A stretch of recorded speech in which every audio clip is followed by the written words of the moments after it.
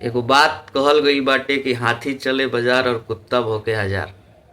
तो हाथी चलत रहेला, कुत्ता लोग भौंकत रहेला। तो कहे का मतलब ई बा हमरा कि पावर स्टार के जितना विरोध कईल जाता आज के डेट में, और आपन समाज के आदमी ही विरोध करता, तो हमरा नइखे लागत कि विरोध के कोनो वजह, खास वजह बा। फालतू में पावर स्टार के ओमे घसेटल जाता और घसेट के उनका के विरोध कईल जाता। आ विरोध भी पूरा पब्लिक नइखे करत। पब्लिक विरोध करी त उनकर शो में और उनकर गाना पे, उनकर हर चीज पे इतना भीड़ ना जुटी। ठीक बा।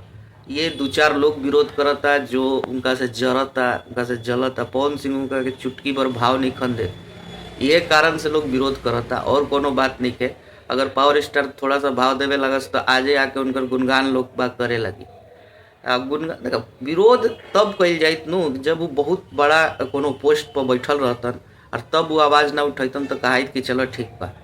और भाई जब पूरा आवाज़ उठ गई, सुप्रीम कोर्ट में मान ला कि कोनो चीज़ चलता, केस चलता, सुप्रीम कोर्ट के आदेश के इंतजार रहे, सुप्रीम कोर्ट अपन आदेश दे दिलस, यूजीसी पे ही विरोध कल जाता उनका बस खास ये बात बा और कोनो बात नहीं है।